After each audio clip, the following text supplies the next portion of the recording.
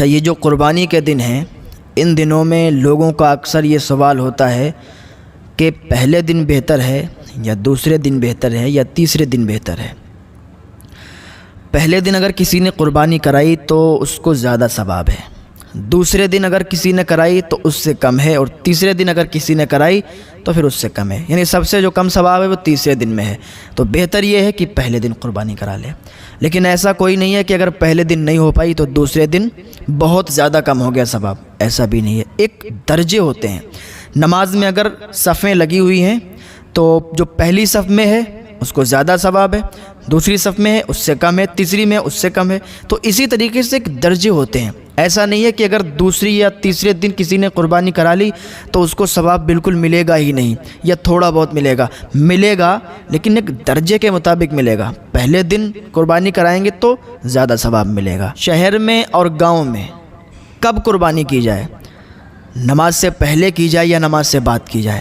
تو دیکھیں، اگر کوئی شہر میں رہتا ہے تو شہر والوں کو چاہیے کہ شہر میں جب تک نماز عید نہیں ہوتی ہے تب تک وہ قربانی نہیں کرا سکتے۔ شہر میں نماز عید سے پہلے قربانی نہیں ہو سکتی ہے۔ اب اگر کسی نے نماز عید سے پہلے قربانی کر دی تو قربانی تو ہو جائے گی مگر مکروہ ہوگی۔ اب دیہات والے جو ہیں وہ نماز عید سے پہلے کروا سکتے ہیں، یوں کیونکہ دیہات میں نماز عید نہیں ہے، دیہات میں نماز عید نہیں ہے، اس لیے وہ طلوع آفتاب کے بعد قربانی کروا سکتے ہیں۔ اچھا، اب شہر کی بات یہ ہے کہ اگر شہر میں جس محلے میں ہم رہتے ہیں اس میں اگر عید کی نماز نہیں ہوئی اور دوسرے محلے میں عید کی نماز ہو گئی تو کیا قربانی اگر کسی نے کر لی تو صحیح رہے گی یا نہیں، یعنی ہوگی یا نہیں؟ یہ کوئی شرط نہیں ہے کہ اگر عیدگاہ میں نماز ہوگی اس کے بعد ہی قربانی ہوگی، ایسا نہیں ہے۔ اگر کسی بھی مسجد میں، شہر کی کسی بھی مسجد میں اگر نماز ہو گئی اور عیدگاہ میں ابھی نماز نہیں ہوئی تب بھی قربانی کرنا جائز ہے، قربانی کر سکتے ہیں۔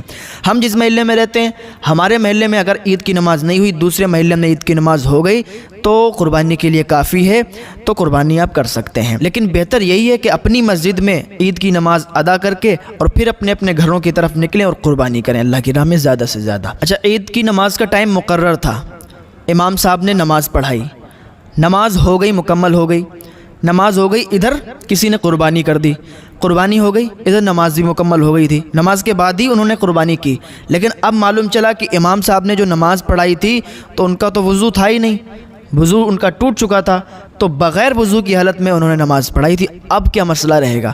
تو مسئلہ یہ رہے گا کہ امام صاحب نماز کی اعادہ کریں گے، یعنی دوبارہ نماز پڑھائیں گے۔ اب قربانی کا اعادہ کرنا ضروری نہیں، وہ قربانی ہو جائے گی۔ دیکھیں، اگر کسی انسان نے یہ منت مانی تھی کہ بکرے پہ قربانی کرے گا، لیکن جب قربانی کے دن آئے تو اس نے اونٹ کی قربانی کر دی، یا اس نے پڈا کو قربان کر دیا، پڈا یا اونٹ کو قربان کر دیا، اور منت اس کی تھی کہ بکرا قربان کرے گا، بکرا قربان نہیں کیا تو اس کی قربانی ہوگی یا نہیں ہوگی؟ تو دیکھیں، اس کی قربانی ہو جائے گی۔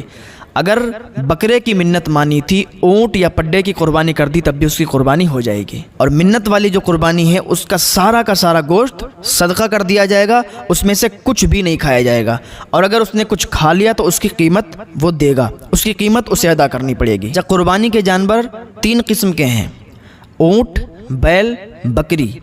اونٹ میں بھی اس کی قسم داخل ہے، بیل میں بھی اس کی ساری قسم داخل ہے، نر اور مادہ دونوں داخل ہیں، بکری میں بھی ساری قسمیں داخل ہیں، نر اور مادہ، بھیڑ اور دمبا بھی بکری میں ہی شامل ہیں، خصی اور غیر خصی سب کا ایک ہی حکم ہے، یعنی ان سب پر قربانی ہو جائے گی۔ وحشی جانور جیسے نیل گائے تو اس کی قربانی نہیں ہو سکتی۔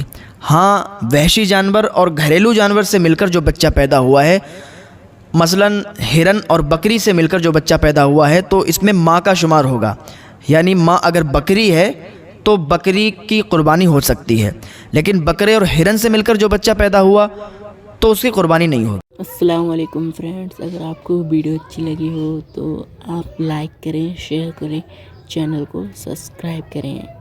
تقریر دیکھنے کے لیے ہمارے چینل کو سبسکرائب کر دیں۔